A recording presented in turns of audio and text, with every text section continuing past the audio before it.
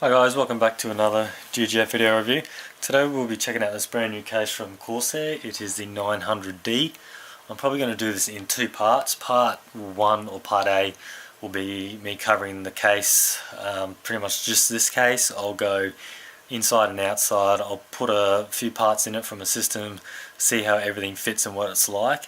Then part B, I'm going to compare it to my Cosmos II Ultra tower, because I haven't really seen any case yet to sort of rival it in its price range, so it's going to be a pretty epic battle to see which one looks the best, can fit the most and things like that. So the part A is going to be pretty in depth. It'll go for quite a bit. I'm going to pretty much cover everything you can do or can be done to this case. One thing I've had to do, I've had to grab a few external lights to get this well lit, because it is black. It's black inside, black outside, black pretty much everywhere on this case. It's hard to see in some areas, so there might be some bright spots or some dark spots, but I've tried my best to try and get it well lit. So I'm just going to jump straight in. I've taken it out of the box. This is how it comes, like this. It comes with foam on it. It comes with some other bits, like comes with tape around some of the edges, and it comes with that plastic stuff you get on side panels like most cases. So I pulled all that off. I'm just going to jump straight in and we'll see what is in this case and see what we can fit in it. So I'll just give you some quick specs on this case before I start. If you want the full specs, probably go to the Corsair website. Just go to products, cases, check out the 900D. That'll give you everything you need to know, fans and all that. I suspect it'll take probably around 20 fans. You'll be able to see where they all go later on in the video when I do each part. But as for that, the weight of this case is 18 kilos.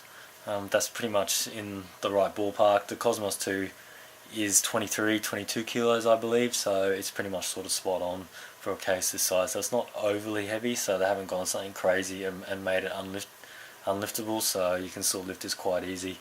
I'll just get some quick dimensions of this while I've got it. So the width of the case is 250, the height of the case is a fraction under 700, and then the length of the case is 650. So it isn't the largest case out there, but it does certainly stomp over some of the other cases out there on the market.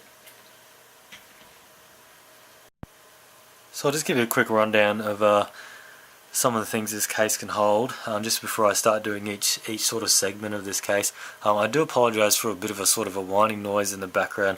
I do have a fluoro overhead and it seems to be making a little bit of a whining noise, so I do apologise for that, but I do need the light to try and get inside this case so you can see everything. So straight away you can fit 1, 2, 3, 4, 5, 6, 7, 8, 9 hard drives straight in there like that. You can, these three over here have hot swap on the back. I'll cover that later on. You can actually move these around, so you can move, there's a spot over to the left there, you can move one up the top, so they are all movable, which is pretty sweet. Dual power supplies can go in there. That's another great option, so you can run the biggest beastiest system you want. It'll fit pretty much any motherboard you throw at it. I don't think there'll be a motherboard that won't fit. No issues there. I'll cover the top for radiator support a little bit later on, and you got 4 CD-ROM bays. The top one is for your front panel ports, so you could probably just put, I don't know, you can't even screw anything in there, so you could possibly mod something if you really needed to, but yeah, you can't really use that one. And then these just use like a sort of a push, so you open it up, slide your CD-ROM drive in, and then that's it. But yeah, that's just sort of the quick overview. This video is pretty much split into different parts. Each one's a different cutscene. I cover the bottom, the top, the back. I actually put some gear in it and go through it, so it is quite in depth, but I just thought I'd show this quick overview before I got started. So here's a shot of the back. We'll start from the top. So you got this nice ventilated area here. I can't really fit a fan or anything, but I guess if you've got a radiator on the top underneath there, it might give it a bit of airflow, but probably not too much for that. Probably just a bit of an exhaust for any rising hot air. On the left and right side, these are your side panel releases, so you pretty much push that in and then you actually just have to stick your fingers in and out. It comes. I actually think it's good that if you press it, they don't just slide and fall off, because I guess you'd just be pressing it and your side panel will fall off and smash on something. So I guess it's good that you actually got to pull it off, but it's sometimes a little hard because you've got to stick your nail sort of in the side and just sort of pull the side panel off. But I guess it's better than that, than just someone pushing it or you pushing it and your side panel just falls off. So that's not too bad. We got a 140mm fan that's fitted, so that comes like that, and it can also fit a 120, so 140, 120, which is sweet to see. I/O shield goes in there for all your I/O ports, that's pretty standard. We've got more mesh on the right side, which is good to see. To the left you can see all your slots, so you got 7, I'll just check, so you can take a 7 slot board, but there should be 11 or 10, 1, 2, 3, 4, 5, 6, 7, 8, 9, 10, so you got 10 slots. Most of your 7 slot boards I think start at here, so that'll work down like that, which is pretty standard for those boards. Moving down a bit, let's have a look. So this is where your dual power supplies go in, so there's not too many cases these days that support dual power supplies. It used to be a bit of a big hit a while ago, but now that you can get power supplies 1200, 1500 watt single rail, you don't really need to run 2 these days. So that's I guess it's good that they've added it. It gives you the option. It hasn't really affected just anything to do with the case, so they haven't really taken anything out to compensate for it, so that's pretty sweet. That's pretty much it for the back, pretty basic. It is sort of a weird design with this. It's pretty much sort of like a floating design, like the whole case sits inside this outer rim. I guess it looks alright. There's something different. Not all cases have that, and you can clearly see the design.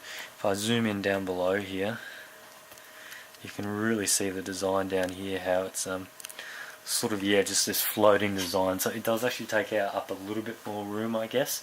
But I guess if you're buying a case this size, you're not really going to be too worried about a few extra mil of room either side of the case.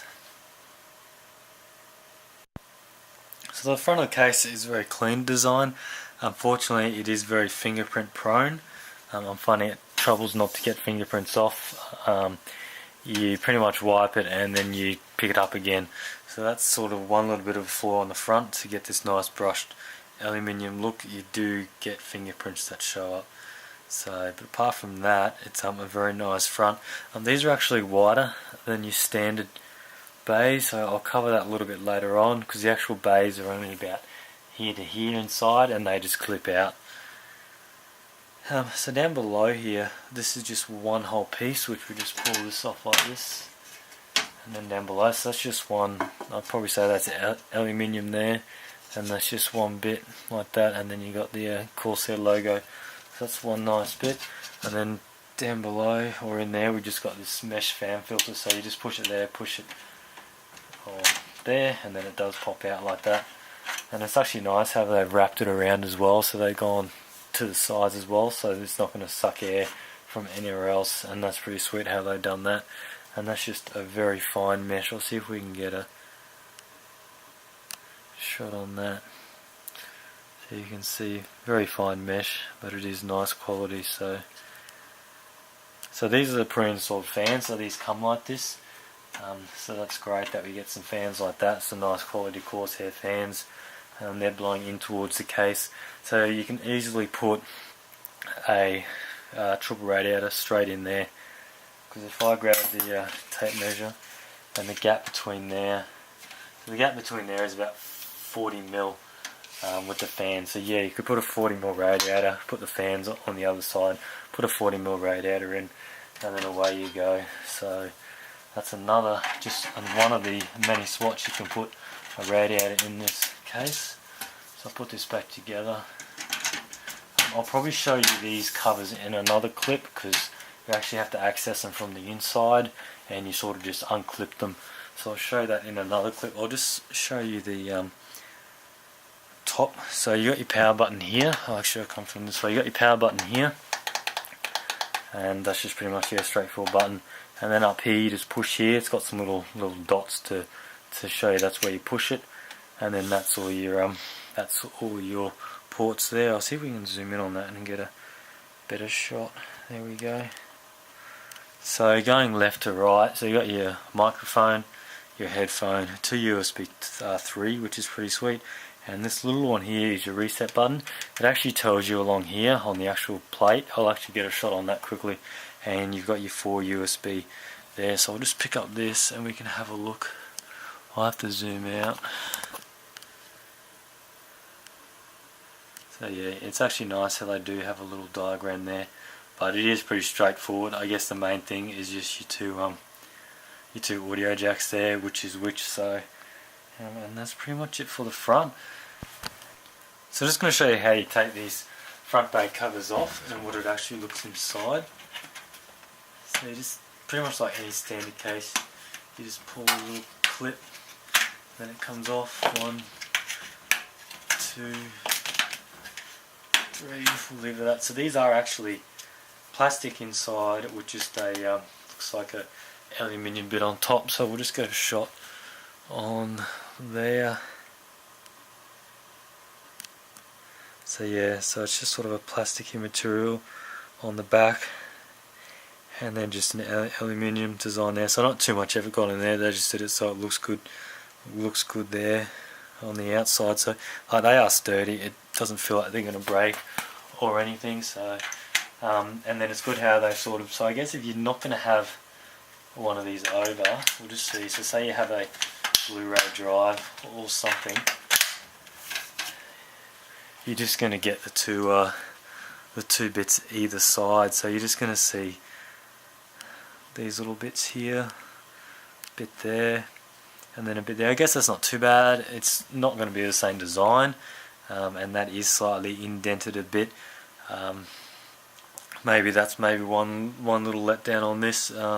Whereas most cases when you fit your CD-ROM bays, everything is going to be flush, whereas you're going to have this a little bit different. Maybe if they had a cutout bit, no, which they haven't provided. Some cases give you a cutout bit that you can, like when you had your old school floppy bays, but a cutout bit would be sweet for this, because then your CD-ROM drive could pop through and it would still look the same. But I guess that's no big deal. It still works the same. It just probably won't look as good. So here's the bottom of the case now. I thought I'd show you this. Not too many people go into the bottom of cases these days, but I just wanted to show you these feet. Pretty much everything else is pretty much basic. There's no mesh or anything, as the power supplies are mounted sideways, so they blow from left to right. They don't actually blow from bottom to the top, so there's no need to put any mesh on the bottom of this. So there's going to be no airflow coming out from the bottom of this case. And then apart from that, you just got these four feet. We'll see if we can get a shot on one of them. So that's in there. They're just really solid bits of rubber on them, and they're nothing too special. They do the job. I have noticed that they are leaving some marks on this sort of vinyl material, just to be aware. It's just a black mark, but I'm pretty sure that's standard with most rubber these days. That's just something to note. Just if you've got a good desk or something, just be careful when dragging it on a desk. If you have it, it may leave some black marks. So I just fitted in some main components for this case just to see how large it actually is. I've got a motherboard, a GTX 680 GPU in there, and a rather large PSU. This is a full-size ATX board, and you can just see by that shot how much room there is still left in this case. So top and bottom there is tons of room. So you could even fit a 7-slot board, HPTX board, and you'd still have plenty of room. I think if you put a HPTX board in, you'll still be able to use the end row of cable management holes in there. So tons of room in there, and yeah, down below if you put a 7-slot board in, still plenty of room down there. The power supply has tons of room, and you could even fit a second one beside it if you need to. So it's good to see cases, or this case, allowing for dual PSU support. Not too many cases support that these days, so that's good to see. We'll have a look at GPU. There's pretty much no need to mention that. You can fit as long as one you want. So that gap in between there from the cable management holes to the end of the motherboard tray, or from the start, is 450mm or just a bit less. So there's no video card, or as of yet, that is that long. Up the top for your main top radiator support, that is 100mm up there. I measured that before. So most radiators are 40 to 60mm and then 25mm for your fans, so you still got tons of room there. So that's good to see, and you can fit a quad and or a triple. The quad just runs over into where your CD-ROM drive would go. Alright, so that's pretty much it for your main sort of features there. What I'll do is we'll have a look at this left sort of bunch of this hard drive cage. This can be taken out and it can be moved up here, so we'll have a look at that. And apparently these trays are also hot swappable, or sorry, the hard drives are toolless to go into these, so we'll have a look at that and just see how easy they actually work. So with this left hard drive cage over here, you just undo 3 screws on the back. I've already undone those. There's really no need to show that, so they're just pretty simple 3 on the back. You don't need to take the side panel off. All you have to do is undo this this bottom sort of flap here on the other side, and you'd have direct access to those. And now this is pretty much just slides straight out. It's on these little rails. One thing to note before putting it up on the top, you can actually slide this onto the next one over. So it can go in this one here as well. So I guess if you have a short power supply, you could move the top one down over here, and then you can move the top one down over to the left one, and you can move or leave this current one here. So you could have 3, 6, 9 hard drives completely down the bottom, and if you want to use the top area for something, you can. So it's pretty sweet how they made all these modular. You can even remove this one, you can remove this one, so you could actually take them all out if you wanted to. If you were doing some crazy sort of water-cooled SSD system and you only had a few SSDs, you could stick them all, the SSDs up here, and you've just got so much room for radiators in this whole area here. Alright, so once you've got this out like this, it just goes up. I'll just move this camera up a bit so we can see. So it just goes up in the top here, and then you just push it in like that, and then that's in, and then you just line up the screws on the back similar to where you undid it, and you just screw it in and secure it in place. And now that will allow you to install, I believe once you've done that, you can now install a, just go down the bottom, you can install a triple rad along here if you want, and that allows some extra cooling here, which is good to see. Alright, we'll just have a look and see how these hard drives actually go into these little trays. So installing a hard drive in these is pretty simple. As you can see up the top here, they have these little grooves. So all the little pins, so you got 1, 2, 3, 4 on each side. These also have SSD support, so straight here, so you don't need to get the 2.5 to 3.5 converters. So that's great, you can just put SSDs right on those. So SSD or hard drive will fit in these. I'll just grab a drive. So all you really do is just line up 2 holes on one side, flex it on the other side like that, and then they just go in, and that's how it goes in, and that fits really firm. You can also secure it if you want. There is a hole, 1 hole on each side there for you to secure it, just in case you really like your hard drive secured in. But that is actually really firm. So I have had some cases before where you put these tools, caddies or trays in, and the drives just flop around, but there's no movement in there at all. That's fully solid. So that's good to see. And while we're at this, we'll have a look and see what you get in this little box, because this actually comes installed like this in one of those trays. I can only assume that these are all your accessories you get, or your screws and that. So we'll just empty this out and see what you get. Alright, might just zoom in on that and see what is there. Okay, so all these longer screws, they're all your radiator mounts, so they'll be all going through the fan to the radiator. So you get plenty of those, which is good to see. Not many cases provide you with radiator mounts, so it's good that Corsair's added these. These are some fine screws for something. I think these are for I'll have to check up on those and see what those are for. You just get so many. You'd have to go through the manual because these are just two random screws in a little bag. So who knows what those are for? It'll be laid out in the manual. These two little ones, I noticed these. Well, these aren't actually screws, but I noticed these when taking off the hard drive caddies to swap them around. These actually go in the back. That sort of provide the distance gap between the screw and the cage, because the cage doesn't actually go all the way up to the securing hole. So that's what those are for. So they're giving you spares of those, which is good. They've given you some zip ties, which is also handy for cable management. Random little screwdriver, looks like an Allen key. Well, it is a bit on that end, but that end is also a screwdriver point there. But I guess if you're buying a case like this, let's see if we can get a shot on that. If you're buying a case like this, you're probably going to have your own decent screwdriver set as well, so probably no need to use that. It'll just take forever to install your system. All these are your fan screws, nice black beefy fan screws, which are nice. And we just have some more screws here. These ones look like all your power supply ones and motherboard ones with the slightly thicker thread, as you can see there. So yeah, that's what those ones are for.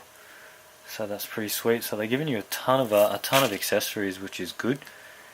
Not too many cases, or quite a few cases skimp out on those. So it's great to see that Corsair's giving you a ton of gear. And I guess with a case so large, you're going to need every bit you can get if you want to fill it up.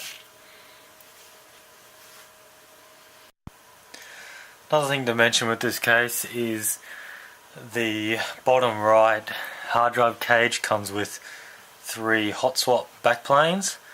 I had a look, and you can move these to any of the other cages, so you only get 3. You can probably buy more from Corsair, so that is pretty sweet. You can actually remove these without affecting the cage, so if you don't want to run these hot swap, you can. So what they do is they just simply run out to the SATA, and then you also get the male version of a SATA power plug. So sometimes you don't want to use those if you're running a RAID card or something. But if we just have a look and get a better shot, you can see the three there. It's a bit hard to see the bottom one, but that is a neat feature to add. So it's good to see, because you may only use these 3 drives and you may not need any more. We'll have a look at the back just to see how these actually go in. So that's the back there. So you got your 1, 2, 3. So you can simply just unscrew them here and here if you don't want to use them at all, or you can undo the square cage. It's got some screw holes, some screws here and some screws here, and you can say take the cage off, and you could move it to say this one up here, or the one up top, or the one to the right. So that's pretty sweet that you can do that, and that's what powers it there. So that'll just plug into a standard SATA. So that does all 3, 1, 2, 3, and then as I said before, you just got your 3 standard SATA. So yeah, that's pretty sweet.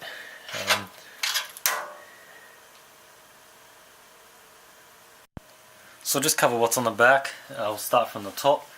Very top we have 1, 2, 3, 4 sort of large cable management holes. They're not rubber grommeted ones, which is alright. You don't really need those ones up the top to be, because you probably won't see them from once the side panel's on and that. Going down below, we've got these 1, 2, 3, 4, 5, 6 really large holes with rubber grommets.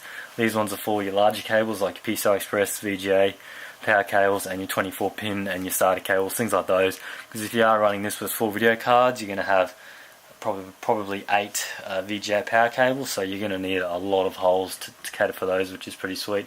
You've also got these. Haven't actually seen these with throw-on cases. This is a nice little idea, so you can take them off if you want, or you can leave them on, and these just simply clip in like this. I can work out how that goes back on, yep, like that, and then they can just lock in, so you can feed your cables all the way up and down, and then you can just lock these in. So it saves having to use zip ties and that, and these are more sort of quick release without having to cut zip ties and all that. 2 more holes here, which I think is good. Some of the larger cases don't provide these, they just have the top ones and then the side ones. So if you didn't have these and you wanted to run, say, a fan to the header that was a different fan somewhere else, to the motherboard header, you would have to sort of go up here and all the way at the top, and it would hang all the way down, whereas these ones, it's just the motherboard's right there, so it's just a simple loop over, which is pretty sweet.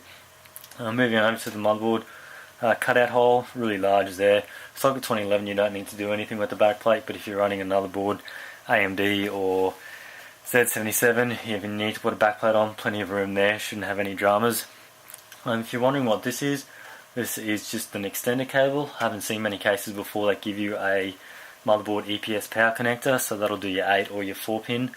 That's good because this is such a large case. They probably thought, hey, if you're running a power supply that's not long enough, we'll throw this in, and this will give you, we'll just see how long that is. So that's like 20 centimeters. Yeah, so that'll give you 20 centimeters extra length. So you could plug that into your motherboard, and that'll get you right down here. So that's great to see that thought of that, which is good.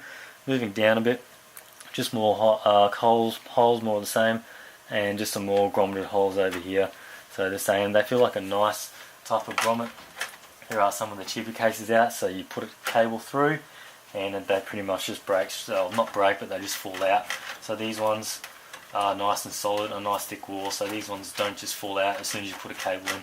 So there's no way they'll fall out, which is pretty sweet to see. And I don't know if you can see, but there's also little holes sort of in between, because the motherboard tray is sort of jutted in quite a bit. I'll just measure that. So it's 30 millimeters, so that's quite a bit. See, I can put this EPS 8 pin on its side like that, and I could still close that side panel, no worries.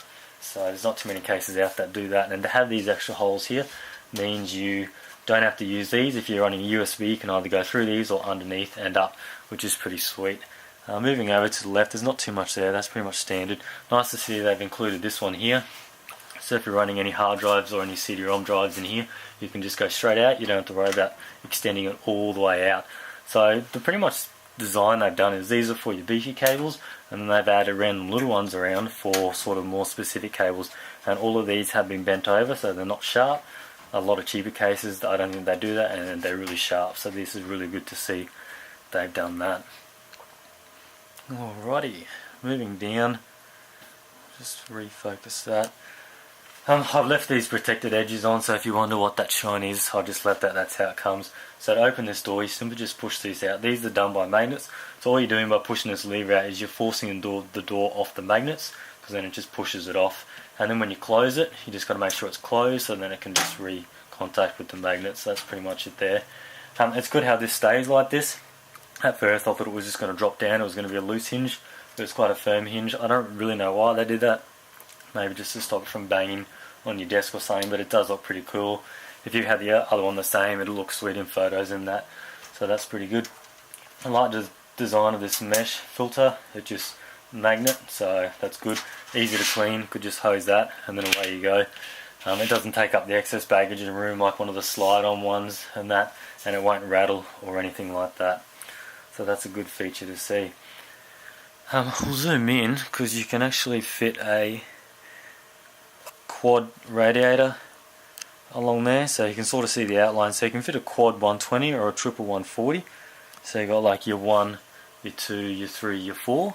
So that's pretty sweet that they've done that, but providing you do have to take this power supply out, and you also have to take out that hard drive cage over here. So you have to move this up the top, you can't move it to any others. So you move that at the top, you move your power supply over to the front slot, and you can fit a quad here, and then you can fit a quad at the top, and as I covered on the front, you can also fit a quad, or probably not a quad, a triple at the front, which is pretty sweet. So the amount of rad space you can fit in this is just phenomenal, which is sweet.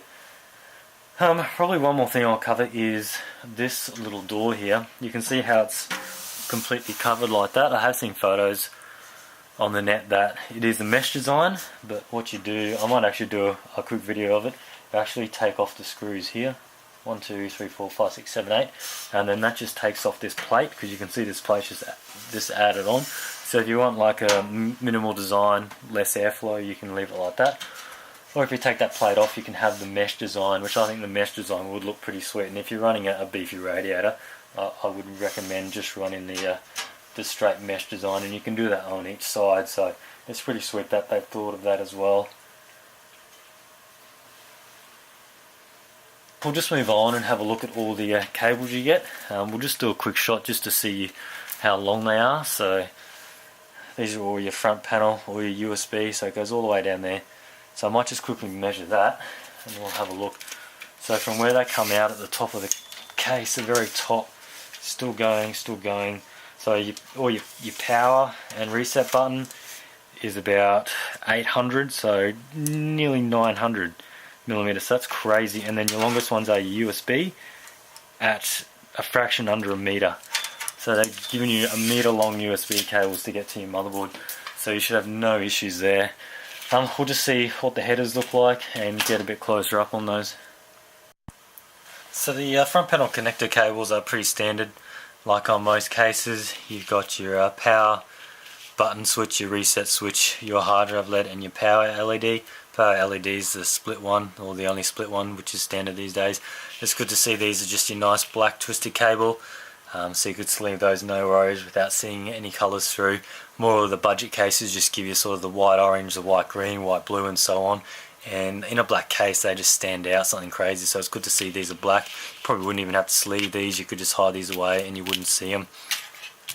Alright, next up we've got USB.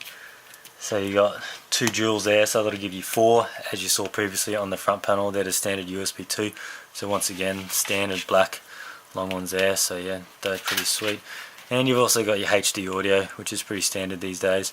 So that's the sort of same style as the USB cables, a little bit thicker. That's that one. And then you've also got your internal USB 3. So it's pretty sweet. They've got that. I sort of expected a case of this high quality would have it. So that's good. And also they haven't bothered with eSATA, which I think is good. No one really uses eSATA. I wouldn't even bother putting it on a case these days, and it's good to see that they haven't put it on. So it just takes up room and it'll probably cost a bit more. So that's good to see. So another sweet idea they've given you an option to do is you can also add a radiator, a quad or a dual, or the maximum you can do is a quad on this side as well. So at the moment you can see you can't actually add that there. There's nowhere to screw anything on, because you can see on the back the mounts are actually there ready to roll. So a little neat little feature they've done. They're actually giving you the rails, but they're actually screwed into the bottom of the case. So you don't have to keep them here. You could unscrew them and just keep them in storage, or you could screw them on where they're meant to go, but it's still pretty sweet that they've added these. So they just come in 2 parts like this, a top and a bottom. So the bottom just goes on like this. I think this is how you do it. I actually haven't pulled this apart yet. And then the top just goes on like this, and then you slide it across, and then you can lock that in with some screws. And as you can see there, you've got a full quad radiator mount straight up the top there. You can see that one all the way along. So that's a really good feature they've added there. The only thing is you can't run a quad on each side together, purely because there will be no room to fit your power supply over here. So what you can do is you can run a quad, or you could run a quad on this side here all the way. You can run your power supply in this side here, it comes up to about here, and then you can take this hard drive caddy out at the bottom and you can run a dual, and you could swap that. You could run a quad on the right side, you could run your power supply in the front, and you can run a dual here. So you can fit a quad, a dual, and then you got your quad up the front, at the top, sorry, and then a triple at the front. So I don't think there's a case I've seen for this size that can take more rad space than that. So that's pretty sweet. So just to add this on, or for them to think about that, which is great. And the fact that it's not permanently always on there, because you might not always want that there. And the fact that if you got these caddies on here, there's no way that these caddies would be able to operate. All the drives will come out of those cages. So it's great that you can just disassemble that. You don't even need to keep it in the case. You can just keep it in storage for if or when you're going to use it. So I've taken off this flat plate, which you can see from the outside. I recommend getting a screwdriver that fits these little screws perfectly, because these are in so tight. I had to go through quite a few screwdrivers to get the one with the right head size, because they will strip pretty easy. Apart from that, pretty much just slide it off, and that's it there. So it takes 8 screws to secure it in, and that's raised up, and you can see the little bits that raise it up there. So the modding potential just in this part could be fairly large. I guess you could replace that with plexi, perspex, any colour you want. You could raise it out a bit, and I guess you could run some LEDs behind it things like that. So just in this side and the front side, I think pretty crazy ideas you could do, and that's pretty much it like that. Once it's off, and you can clearly see now so much more airflow like that. Stick a radiator behind there, you won't see any of that, and then it's just like that. So yeah, I would recommend using that if you're putting a radiator on that side.